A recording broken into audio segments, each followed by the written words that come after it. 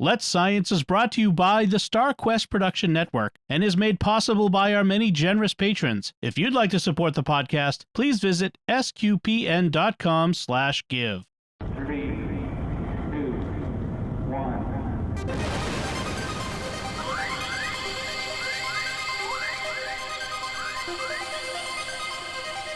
We live in a universe of scientific wonders. Every day, scientists are inching towards breakthroughs which can change our lives. We're playing our small part in sharing these wonders with you. That's why today is a fine day for science. So let's science. I am very excited for this topic.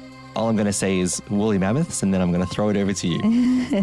Woolly mammoths. Woolly mammoths. So today we're going to be talking about tracking one of these woolly mammoths. A group of scientists have been able to track the movements of a woolly mammoth that lived about 17,000 years ago in Alaska. So woolly mammoths lived about between 300,000 and 10,000 years ago, and they lived over a large mass of land, including parts of Asia, Europe, North America, with fossils and skeletons being found in these areas. Frozen woolly mammoths have also been found, and one such mammoth, a baby, was found in the permafrost in northwestern Canada in 2022, pretty recently, and it was thought to be about 30,000 years old and is the most complete woolly mammoth found to date. Woolly mammoths foraged on vegetation, and they may have eaten up to 180 kilos of food per day. Goodness me, how expensive is that? Wow. Totally. Lino, that sounds like Lance's Bucks night the other week. That's so true. Yes. Yeah. Just for context, we went to a friend's Bucks night, and it was at a bar where you play computer games, which was good. And my brother might have ordered a bit more food than we needed. Much. Yeah. So we ate like woolly mammoths that night. Yeah.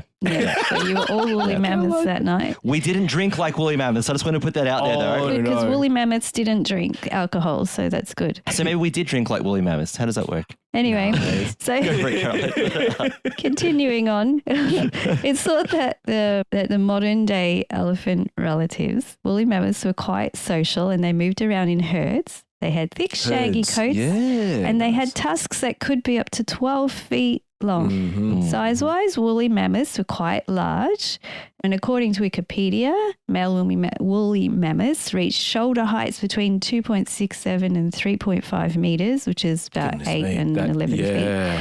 They weighed about 4 and 8 tons, between 4 and 8 tons. Yeah, that's metric tons. And while females reached about 2.3 to 2.6 meters, which is about 7.5 to 8.5 feet in shoulder heights. And they also weighed between about 3 and 4 metric tons. So big guys, big animals. Which is how we felt after Lance's Bucks party. Yeah. A team of scientists led by Matthew Wooler. So his last name is actually Wooler. Very fitting name. Yes. It was Wooler. I was about to say. Oh, there you go. There you go.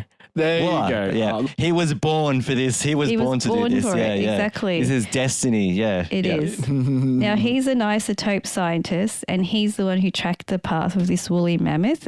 And they've named this woolly mammoth called Kick by analysing strontium and other isotopes in the woolly mammoth's tusks. So an isotope basically is an atom of an element that can have the same number of protons in its nucleus and the same number of electrons, but will have a different number of neutrons. So isotopes can act like a chemical signature.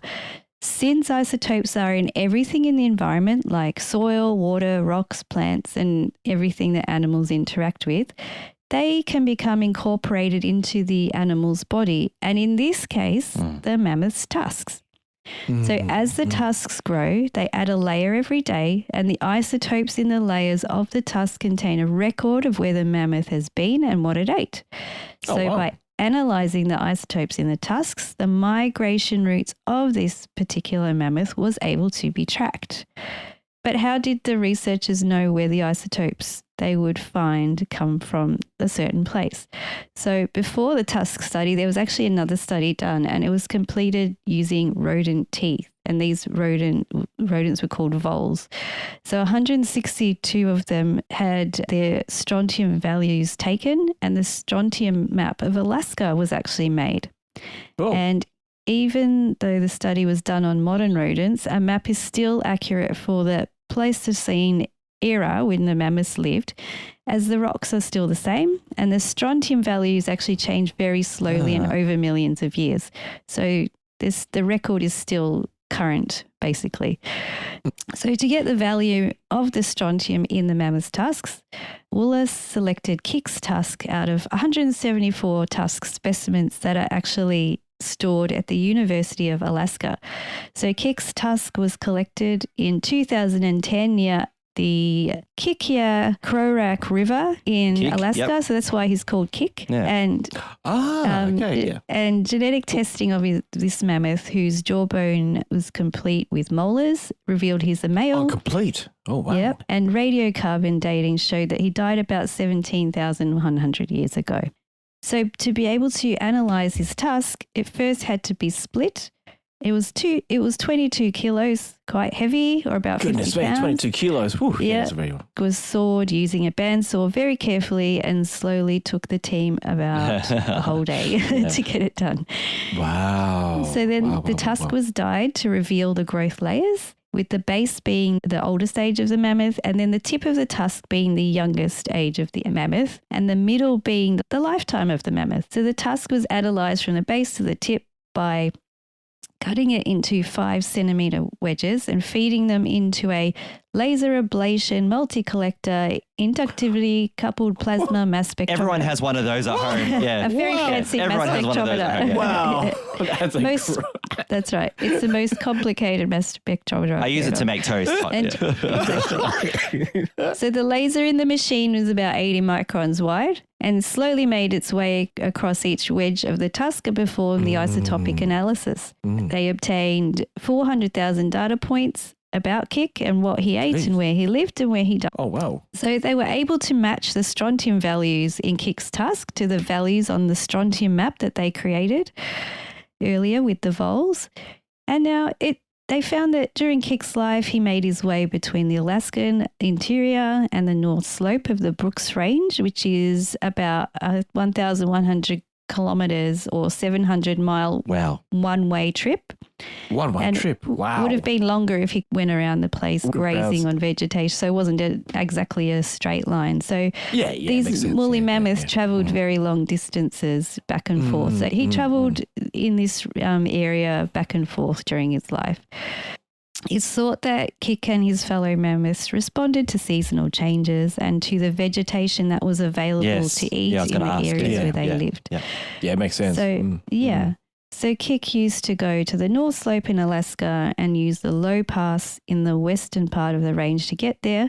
And this is actually the same route that the modern caribou use today. So it's quite a popular route by these animals. Yes. So when analysing the base of the tusk, like towards the end of his life, they found that Kick stayed more local to the North Slope as he got older and he stopped the long range travelling. They also found that in his last year of life, during the summer, the nitrogen isotope measured in his tusk started to increase. And this indicated that poor Kick was at the end of his life. He started to starve.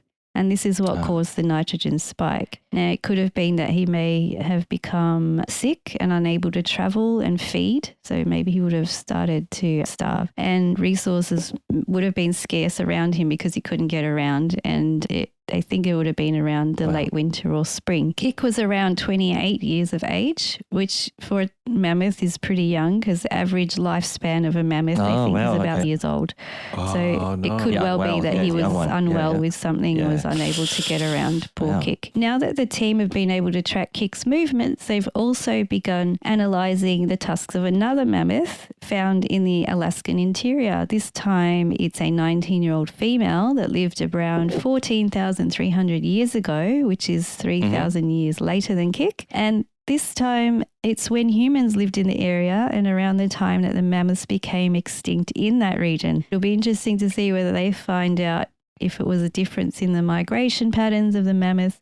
They know too that the climate began to change around that time, became warmer and wetter, and would have changed a bit according to the weather. And this combination of humans and climate change seems to have contributed to the demise of the mammoths in this area. So having said that, there are teams working on bringing back the woolly mammoth, which would be totally awesome. I've also included an article that will be in our show notes about such a team who want to bring back the mammoth by 2027, which is only a few years ago. So yes, although poor Kick died, we may be able to meet some modern, maybe relatives, you call them, in the near future. So I have a question about that, right? Because that's what I was thinking about is how cool it would be to bring a woolly mammoth back. But would our conditions today be suitable for a woolly mammoth to survive comfortably? Would it? Yeah, it's a good I guess if question, it, would it adapt in its lifetime to the way the climate, the environment is now, or would it actually suffer because it's not, because its genes are designed for a climate that's not what we have now? That's a very, very good question. It wouldn't be a pure mammoth. I guess they'd mix it with, say, probably hopefully an not frog elephant DNA, because we saw how that went down. That was not a bad idea. Bad idea. No. And I'd imagine they would get it to live in an area where it is quite cold and, you know, where there's vegetation available for it. So I'm sure that they would find, you know, perhaps somewhere in the northern hemisphere where there are those kind of environments where they used to live, you know, and probably being born at this time, they would probably slowly adapt as they get older, you know, so they would probably learn to live in the climate that they're given, I guess you could say. But that's a very interesting thing to think about for sure. It's the same with the thylacine that they're they're trying to bring back That's that correct, we've spoken about before. Yeah. It would also have to learn to live in the environment that they put it in. Presumably, I'm not sure how much Tasmania has changed. Still a giant forest. The time that it's, I don't think it's been that long. But the woolly mammoth, if you think about it, is covered in a thick fur. It would have to live somewhere cold. It needs a lot of vegetation. So it would definitely need that kind of environment to live in for sure. You can't trim a woolly mammoth's fur. That's not right, is it? You just can't touch it. Give it a haircut. Just let him be. Or can he? Yeah, my dog groom is pretty good. Maybe I'll give it. That'd be a huge job. Yeah, in case of a change.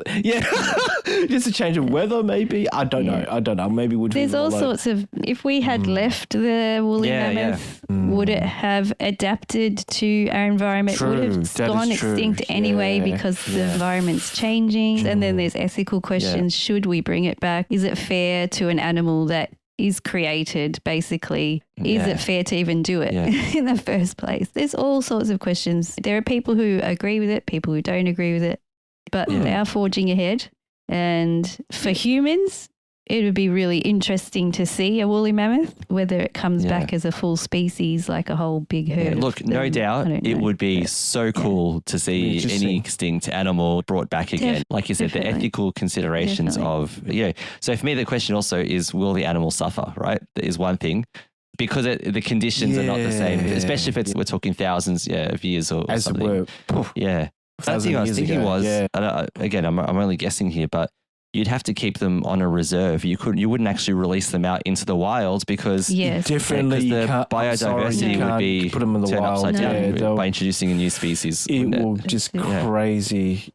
They would have to be able to migrate. It would, exactly like the way that they used to. Elephants still migrate. I mean, they have trouble too because of human interference. If I don't know, they'd have to purchase a big part of land. I don't know what Alaska is like. I don't know if there's land of it. I don't know. But they would have to be able to. I mean, you can't keep it like in a zoo, say. No, you can't. No, it wouldn't be fair. No. They would need some kind of reserve of land. And probably these are going to be captive animals. So they're going to be kept they're going to be fed. Oh, of course, they're not going to be let wild. I don't think so. That's what I assume anyway. But I can hear David Attenborough doing one of those documentaries on a woolly mammoth. That would be so good. Caroline, that was really fascinating. I really enjoyed that. Yeah, learning about tracking their path even. I thought it was fascinating. Isn't it amazing? To think that you talked about, was it the caribou now taking the same path? And I'm wondering if that's something that, not passed on like here I teach you, but because it wouldn't just be mammoths, it would be all kinds of animals using that same over time. And if that's if it's the same using sort of ancient migration thing that those animals live, that's just replicated over time, even to today, that would be really fascinating to find out. Yeah. Exactly. Yeah, there would definitely be other animals that migrate that would have lived I've seen at the Ice same Age. Don't worry, I time know as how the it woolly works. mammoth. Yeah, there you go. It's just that the woolly mammoths were probably easy. I guess with spears, they're easy targets, and the vegetation that they needed to eat was dying out, and so they didn't really have a chance. But the caribou may have been able to, or an ancestor of the caribou of today would have still been able to make it, and they made it. Survival of the fittest. True. But quite interesting. It certainly is. It's fun to think about these things. Yeah. All right. Yeah. Definitely. Let's Science is brought to you by StarQuest Media and is a fortnightly podcast that brings you the scientific wonders of our universe from a distinctly Catholic point of view. For more from Caroline, Lindsay, and friends, listen to the StarQuest show, Catholics of Oz. Find links from today's show at sqpn.com/science and find the Catholics of Oz at sqpn.com/Oz. Be sure to follow the show in Apple Podcasts, Google Play, wherever you can find podcasts, or on the SQPN YouTube channel. The generous donations of our patrons at sqpn.com/give make it possible for us to continue Let's Science and all the shows at StarQuest, which makes our nonprofit mission possible. You can join them by visiting sqpn.com/give. Join us next time for more scientific wonders, and thank you for listening to Let's Science on StarQuest.